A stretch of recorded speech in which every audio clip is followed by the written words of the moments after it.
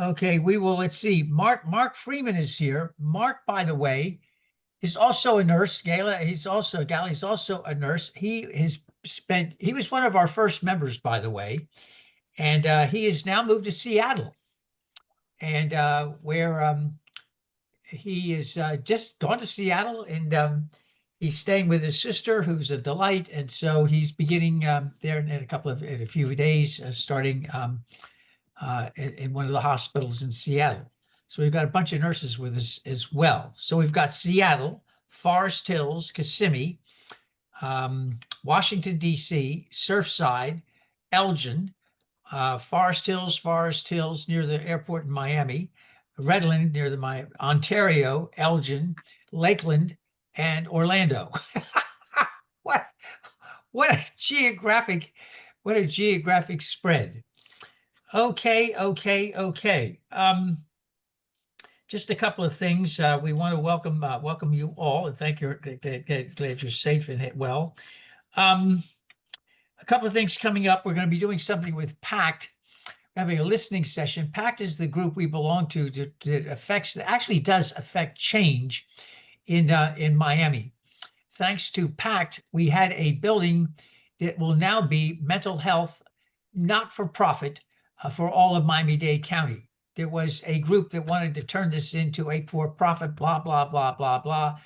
And PACT is made up of churches, synagogues, and mosques in a very unbelievable creative effort. We joined that this last year. And they're going to be doing some listening about things we are concerned about. And so we'll be doing something like that before services in September. More information to follow. Yesterday, we had an adult baptism, and I want to explain that for a moment. This congregation is an interesting blend. About a quarter of the congregation is atheist, 3/4 is not, which is unusual for Miami-Dade, for Florida, congregations in Florida and elsewhere. About 3/4 of the congregation believes in a higher power. However you want to phrase that, about a quarter is atheist or agnostic. But the Christians we have among us, which are probably maybe a majority, are not traditional Christians. They see Jesus as a teacher. And the famous phrase is loving the teachings of Jesus, not teachings about Jesus. And I think you'll see where we go with that. So that puts us out in an interesting spot. We've done a lot of infant baptisms and some adult baptisms. I want to remind everybody, this has nothing to do with original sin. We don't buy into that at all, or a higher power that does that kind of stuff to creation. It's about love, nurture, and responsibility. And adult baptisms are about restoring, healing, and renewing. And what does water do? Water restores, renews, and heals. So that's what we did with an adult baptism. Many of you may know Zoraida. Well, it was her sister who came through literally a life-threatening sepsis. They didn't think she was going to make it, and surprisingly, she was one of the 2% that did, and wanted to have a ritual that worked with her that made some sense of this. And remember, our congregation does do rituals. The one thing we've not had a chance to do, and maybe we need to talk to Maureen about this, is having a blessing of pets. Some way maybe we can do that Zoom-wise. We have not done a blessing of pets, and I don't understand. If we can do Father's Day, we should be able to do something with pets. I totally agree. We need to do something with that. Let's put our heads together and see how we can do something. I've done a virtual pet blessing, so we can do this. Oh, it's way easier virtually because you can pick up your pet and show it to all of us, and not all pets can go to a brick and mortar church. So that's very true. Very, very true. So I found out the first time I did this, I was outside, thanks heavens. We do anything about blessing of pets that we do baptisms, but not in any way like the traditional way. Pets, yes, we should think about that, including your turtle. Tuesday, is that her name? Tuesday? Yeah, Tuesday. 32-year-old turtle. Okay, we'll have to bring her. We need to do that. Okay, we'll do that too. And then Dr. Tracy is coming up with something that may be of interest. We'll see how this works. She's thinking about something for the fall, and we'll just let it go at that. So welcome, everybody. This morning we are in for, now wait a minute. And Tracy always reminds me of this.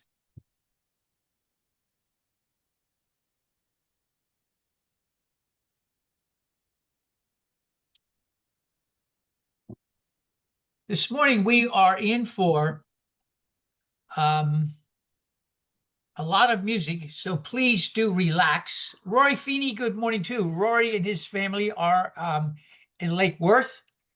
Wow, we are all over the place today, literally everywhere. One more time: Orlando, Lakeland, Elgin, Ontario, the Redland, Forest Hills near the Miami Airport, Forest Hills, Elgin, Surfside, Washington, D.C., Lake Worth, Seattle, Washington, Forest Hills, and Kissimmee, and Miami. Wow.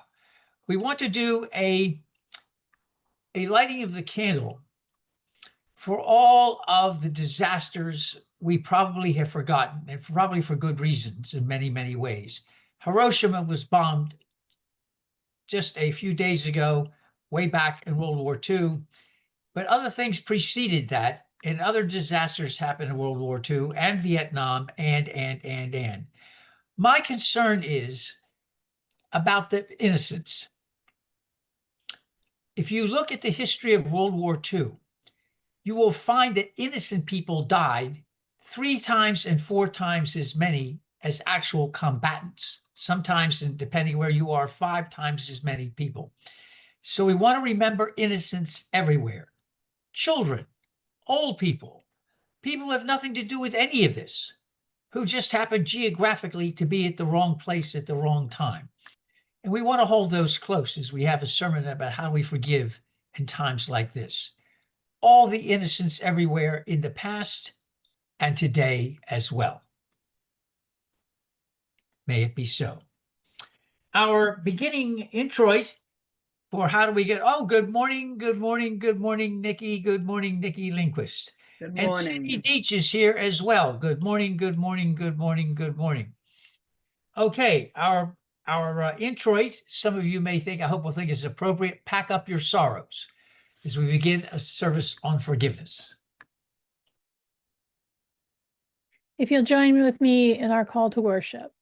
In religious community, we share our joys and our triumphs, our sorrows and our broken places. In this circle of care, may we make space for the complexity of life, the myriad experiences that bless and break our hearts.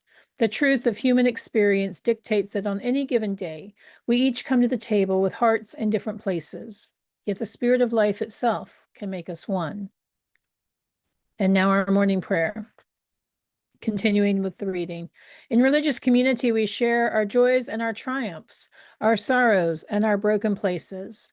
In this circle of care, we make space for the complexity of life, the myriad experiences that bless and break our hearts. The truth of human experience dictates that on any given day, we each come to the table with hearts in different places. It is especially so on this day.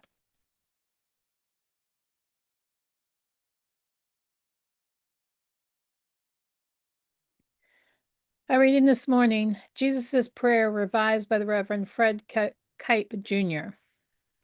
Indwelling God, who art infused throughout all existence, we hallow thee with many names. Thy kingdom is within the human heart. We accept life for all that it can be, on earth as throughout all creation. May we continue to draw sustenance from this earth, and may we receive forgiveness equal to our own. May we ever move from separation toward union to live in grace with love in our hearts forever and ever. Amen.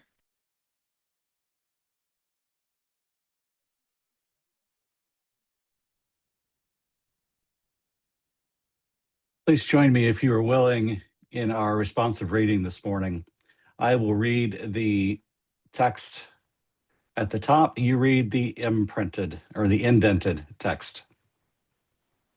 We must develop and maintain the capacity to forgive.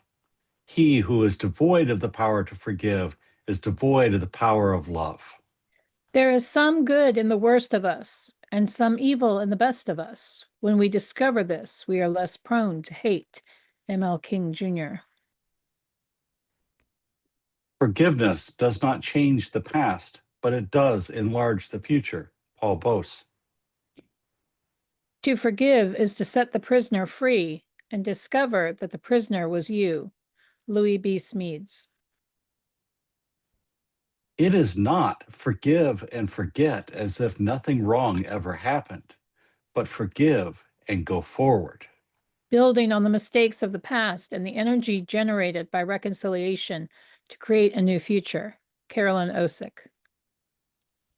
As we all know, forgiveness of oneself is the hardest of all forgivenesses. Joan Baez.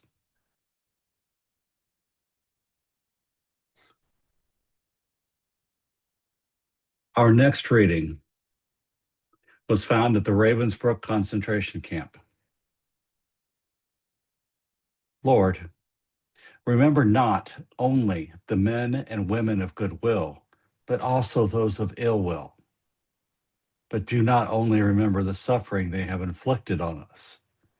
Remember the fruits we have brought, thanks to this suffering, our comradeship, our loyalty, our humility, the courage, the generosity, the greatness of heart which has grown out of all of this.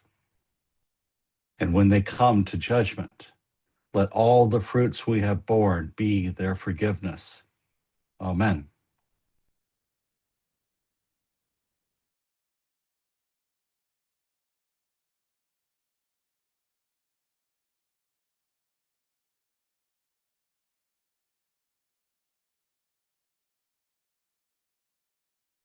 Unmute, Ken.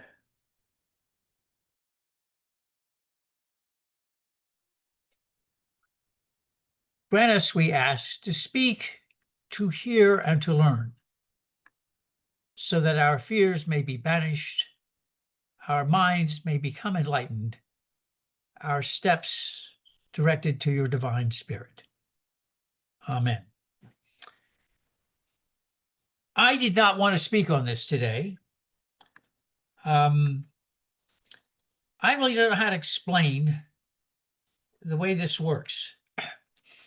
And I guess you could use the old Southern phrase about me, you know, that boy ain't quite right is what it is what it is. The boy ain't quite right. Over the years, a voice has come to me, and usually very shocking or very annoying as well. Probably the most profound time was during 2 a.m. in the morning, not 3 a.m., but 2 a.m. in the morning on December 25th, 1994 in rehab. And then in the year 2006, when some students wanted to put together an Easter service without dogma and doctrine, and then they said, can we do this again? And I said, I'm 61. I lost my call, and deservedly so, when I was in Port Orange. And I don't know why you're even talking to me. And the voice came and said, okay, the call's come back. Get with it. I don't know how to explain that. I just don't know how to explain it. And the call comes from time to time. And a call came again. You need to talk about forgiveness. I said, I don't want to. It's not a pleasant subject. And I was told, so what? Do it. Now, I don't know how to explain this. And I'm not joking. I know how to explain this. But sometimes the call comes to all of you. That voice comes to, and it makes you do the things we have to do. It's not just preachers, but it comes to all kinds of people at all different kinds of times. So today I'm going to begin, and I'm going to do something unique. I'm having a 3-part sermon, which is what you're supposed to do, and I never do. Number one, we're going to have an introduction, a general comment about forgiveness. Then we're going to go into specifics, and then this is going to be a surprise, I hope. We're going to point out, yes, it is a fact. There are times you can't forgive just yet, and it may be a lifetime. No, this is not going to be a share where I'm going to beat it into you. You must forgive, because sometimes you just can't. So let's begin. Life, as you well know, is messy. The famous phrase, it's complicated. And I think everybody here wishes it wasn't complicated, and everybody here wishes life wasn't messy, but it is.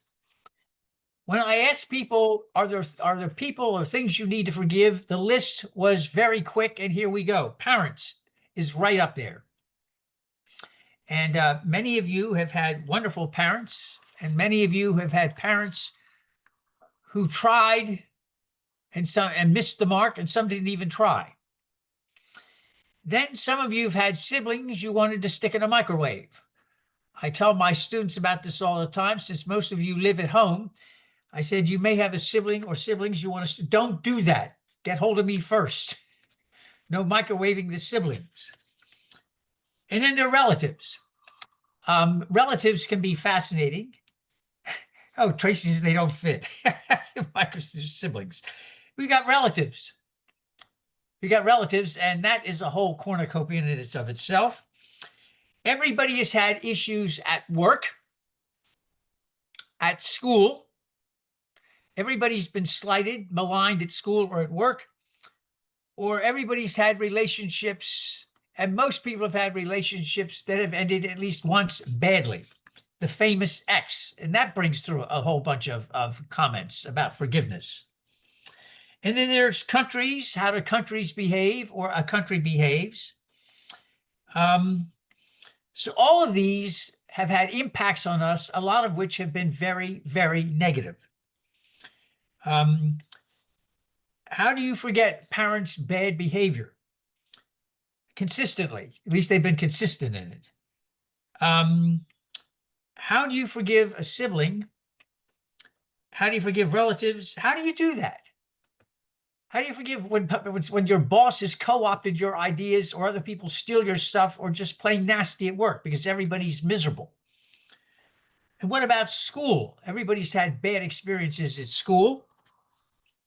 I did mention, I think once upon a time, I almost got fired by the composition chairman at FIU because she did not like the fact I had a philosophy that teaching is more than academics. And thank heavens the chairman stepped in, and the second time she was ready to do it, the provost stepped in, saying he's on to something. I mean, we all had stuff. Everybody's had stuff. Relationships. I am no expert on relationships. I think I've all shared with you. One of my friends said to me, Claus, you have turned messing up good relationships into an art form. It's not a good thing to say when you think about it. Just think about it. Yes. And what happens when the country goes bad or countries go bad? Life is messy. Some examples, though, of how messy things can be, and yet there is that weird thing, forgiveness. Here is a date and a name of a place, and I don't know if anybody knows what I'm talking about. June 8th, 1972. You're going, of course we don't know what you're talking about. Maybe this will help. Trang Bang. That doesn't help either. Maybe you'll remember the picture of the little girl who had been bombed with napalm, and she was running down the street with her arms out, totally on fire. Does anybody remember that? She is still alive in Canada now, and this is what she writes. It's a famous picture. You're right, Pam. It's absolutely a famous picture of the horrors of war. She writes, I don't know how she does this. She writes, forgiveness made me free from hatred. I still have many scars on my body and severe pain most days, but my heart is cleansed. How does she? I don't know how she does this. Napalm is very powerful, but faith, forgiveness, and love are much more powerful. We would not have war at all if people could learn how to live with true love, hope, and forgiveness. If that little girl in that picture can do it, ask yourself, can you? Her name is Kim. Her last name, P-H-U-C. She is still alive, still full of forgiveness and love. The Ravensbrück prayer. I don't know if you know anything about Ravensbrück. Why would you? It's a concentration camp north of Berlin, entirely for women and children. From 1939 to 1945, this concentration camp existed. It included 45,500 women and children from Poland, 28,000 from the Soviet Union, 24,000 from Germany and Austria, 8,000 from France, 2,000 from Belgium. More than 20%, more than 15% were Jewish. 150,000 perished. 50,000 women and children perished, and another 5,000 in the gas ovens. And yet, in that horrid situation, this prayer was found, and people found it hard to believe, and it was still there. Listen to this. I don't know how anybody could write this, but listen to this. Lord, remember not only the men and women of goodwill, but those of ill will. But do not only remember the suffering they have inflicted on us, remember the fruits we have brought, thanks to this suffering. Our comradeship, our loyalty, our humility, the courage, the generosity, the greatness of heart which has grown out of all of this. Unbelievable to me that in horrid situations, napalm in one, in a horrid concentration camps, with, yes, they did scientific experiments as well, of course, and yet notes of forgiveness and love. I want to go then to some comments about the word forgiveness. It turns out maybe whatever we thought about forgiveness is not, for instance, in the original Greek or Hebrew. Now, lest I appear to be a scholar, I had to look this up because I wasn't aware of this either. So if you're saying, oh, we didn't know that, well, guess what? Neither did I. I can't pronounce the Greek, like I can't pronounce most things. By the way, have you ever listened to Tracy and you ever listen to Andrea pronounce names as if it's like this? I can't pronounce half the names. And so these two go rattling through these. I can't pronounce the name of the thing in Greek. What the name in Greek for forgiveness in English does, this is how it's translated. Listen to this. To send away. To send away, to let go. Nobody ever associated those two phrases with me with forgiveness, to let go and to send away. In the Hebrew Bible, another word, it's like salah, almost similar to what Andrea uses when we finish words and prayers. It does not originally mean forget. Originally in Hebrew, forgiving was not about forgetting. It was not about excusing. You might say it was like this. It was bad, and I don't want what happened to have the last word in my life. That's what the Hebrew really implies. Yes, what happened was bad, but I'm not letting this tie me down. I'm not letting that own me to the point that it destroys me. You know, the question is often asked, do I have to forgive? And I was reading it and said, maybe a better question is, what am I ready to let go of? Think about that for a minute. What am I ready to let go of? I think that one of the things that I was furious about, and I'll just mention politics quickly, is the fact I am absolutely convinced the present state of affairs we are in is because the handlers of Biden never told us what a mess he was. We had no clue, most of us, the disaster his brain had been through, and was no more willing and ready to take on an election, let alone governing. And we got side-blinded, and then we got watch your language, Kenneth, we've got the opponent who ran against him. And we should have never, ever had Biden or poor Kamala. Can you imagine trying to run a campaign when you're handed it in your lap about 180 days before? I mean, can you maybe imagine how you do that? And so I am just furious about all of this. I have learned in my own life to forgive everything, but oddly enough, I wonder if you have this problem too. Have you learned to forgive yourself? Have many of you discovered that it's easier forgiving lots of others?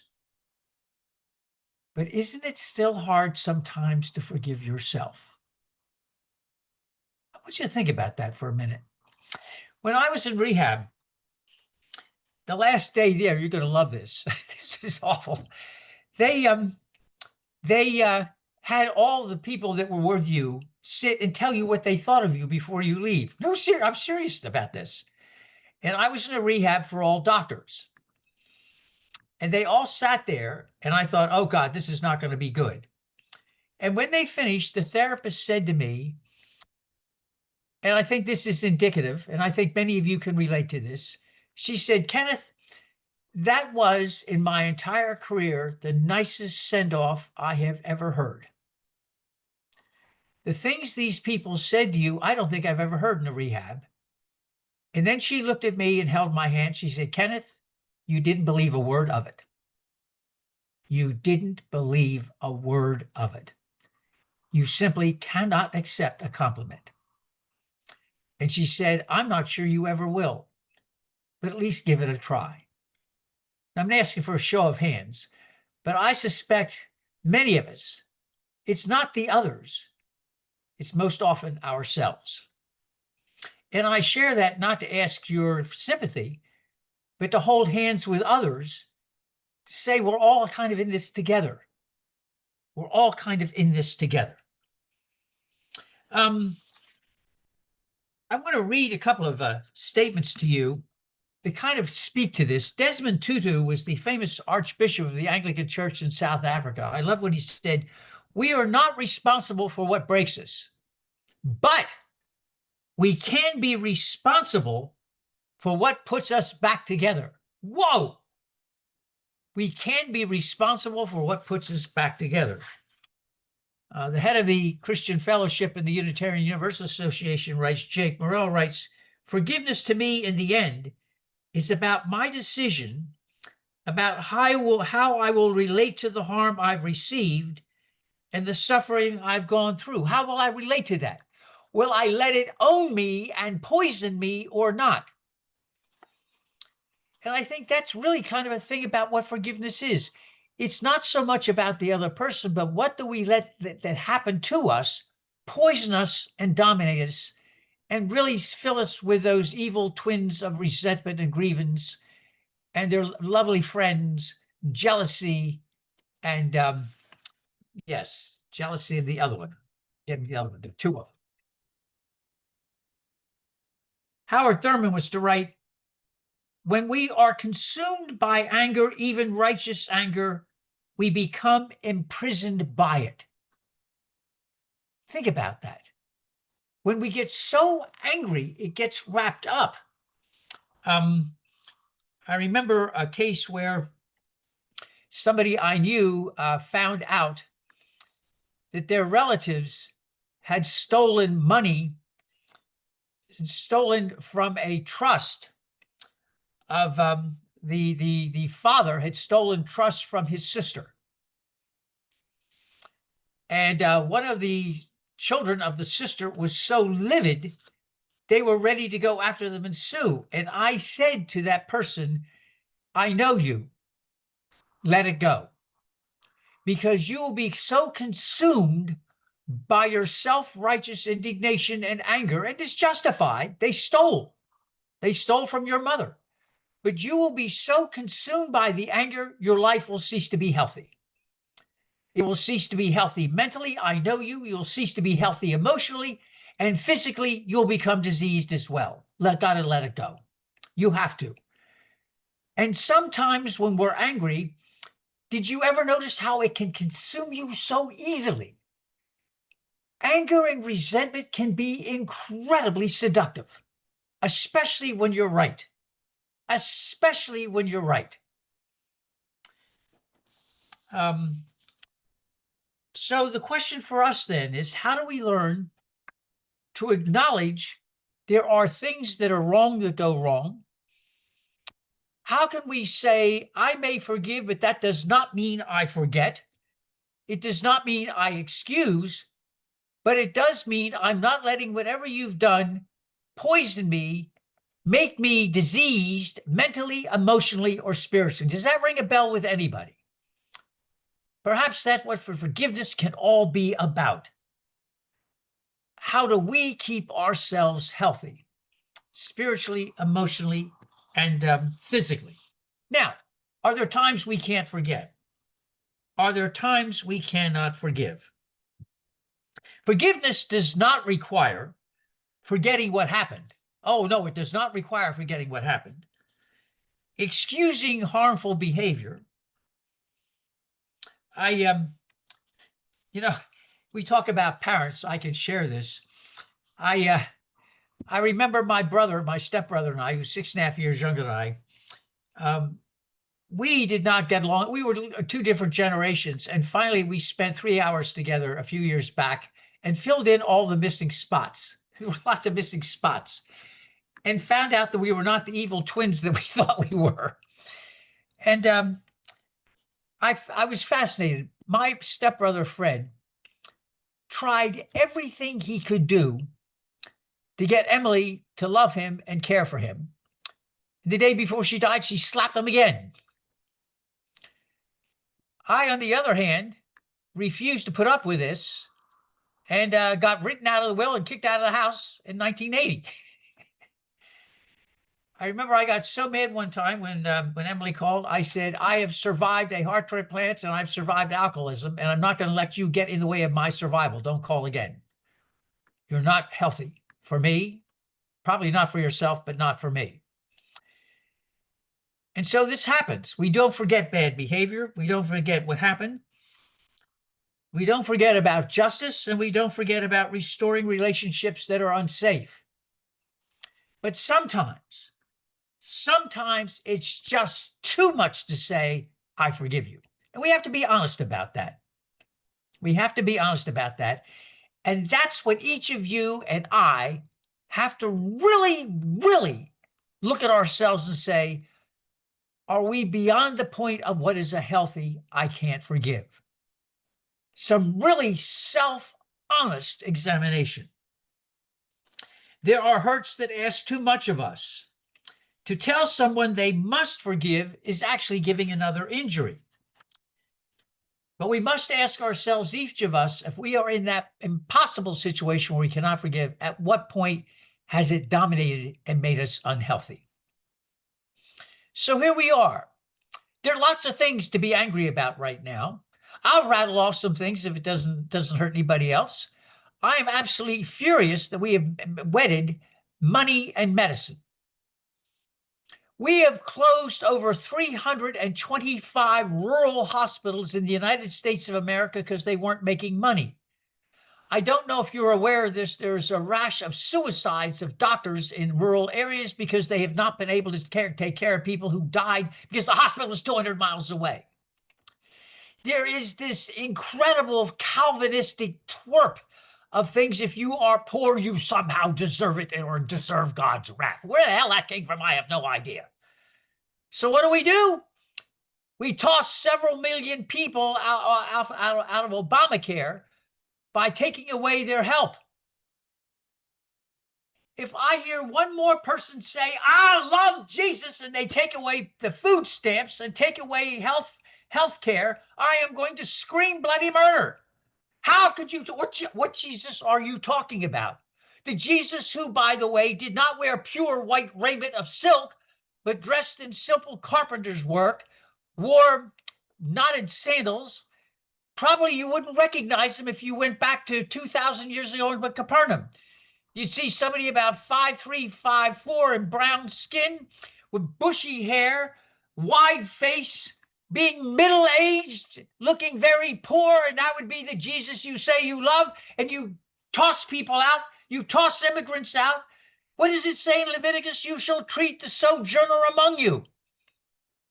I'm mad about all this, but I've learned not to let it dominate me. I will vote. I will do the good thing. And I'll remind you to vote and do the good thing too. But I'm saying that I care for the poor. I care for injustice. I care for when things go wrong. Sometimes things are hard. Let me give you some examples.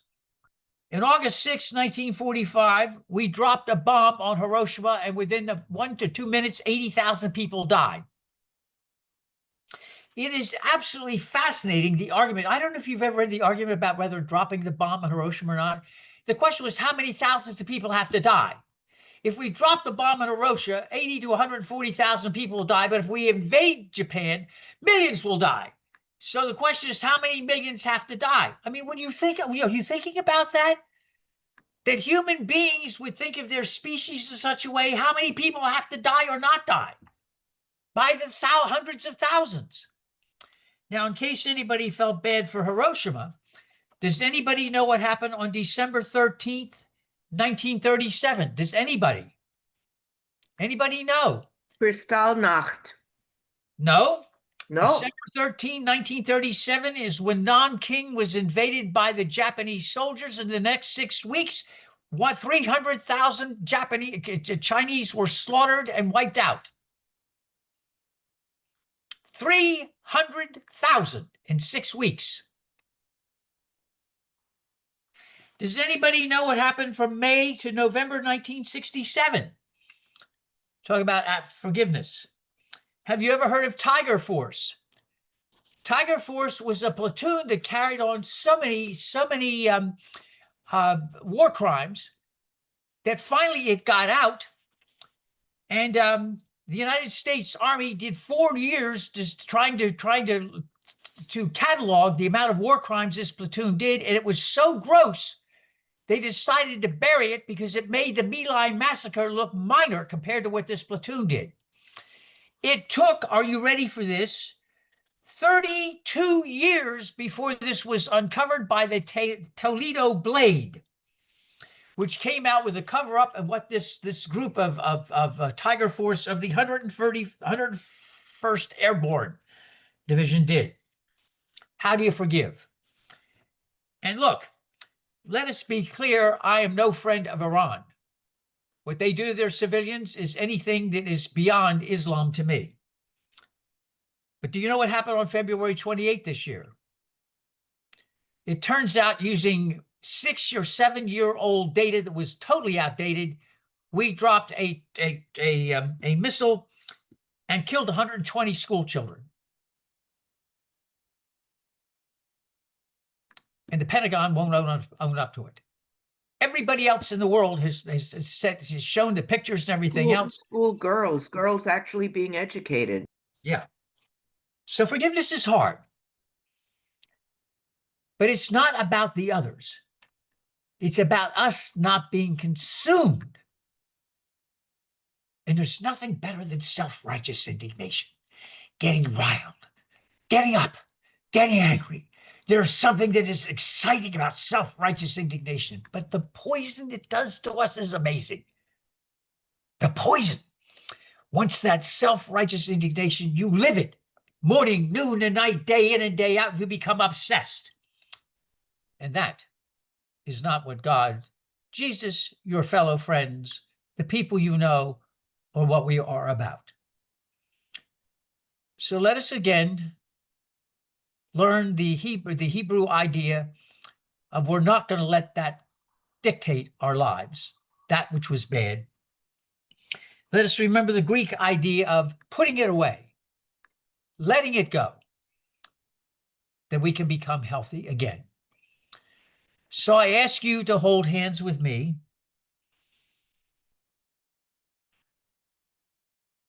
To remember to look at ourselves deeply. To let go of the anger and hate and annoyance and all of that we have for others and things and places. And finally, I want all of you to hold hands really tight now and take a moment to forgive ourselves. The hardest thing of all at times. We deserve it. We do deserve it. And what is that famous phrase? Where are we? Where are we? Where are we? How come I can never remember? As we hold hands, close your eyes. Forgive us ourselves. Amen. Ashe. Blessed be. May it be so, and may we be the ones, each of us, to make it so. Amen.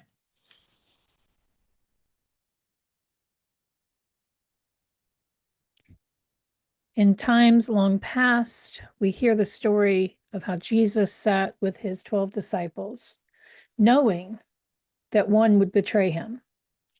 And yet he still, before the meal, washed their feet, all of them, including Judas.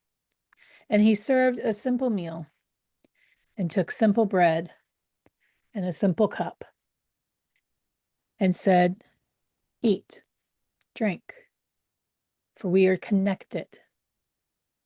And that was the point. We are all connected. If this is his body and his blood, then it is our body and our blood shed for one another, to forgive, to still serve the meal to the one who would betray him. And if we were together in person, we would partake of this meal, everyone who comes. That's why we call it the agape meal.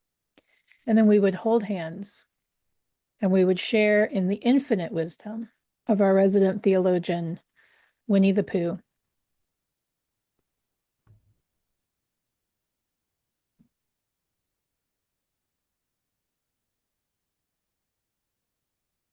Promise me you'll remember.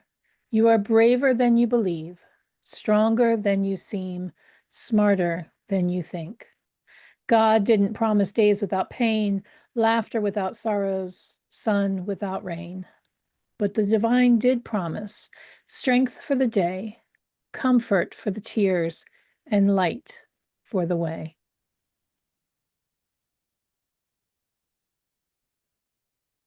Our concluding prayer today is adapted from a Baha'i prayer. O Spirit, refresh and gladden our spirits, purify our hearts, illumine our powers. We lay all our affairs in your hands. Be our guide and our refuge. We will no longer be sorrowful and grieved. Enable us to be happy and joyful. O Spirit of life, we will no longer be full of anxiety, nor will we let trouble harass us. We will not dwell on the unpleasant things of life. O God, you are more a friend to us than we are to ourselves, and for this alone we are grateful. And now may the road rise to meet you. May the wind be always at your back. May the sun shine warm upon your face. May the rains fall softly upon your fields. And when we meet again, may the divine in me greet and embrace the divine in you. May it be so. Amen. Well, thank you for being here today. Thank you so much. Thank you, Tracy, and thank you, Andrea, for assisting and helping out. Christine Sloan, thank you for being with us, and Nick and Pam and Nikki and Gail and Tom and Ray and Digit and Maureen and Pat and Ren and Alan and Eddie and Bobby and Pat and Cindy and Rory and Mark and Danny and Sarah. Thank you so much. Thank you so much for being here today. May the week be good. May we see each other soon. Blessings and peace to you all. Amen. Bye.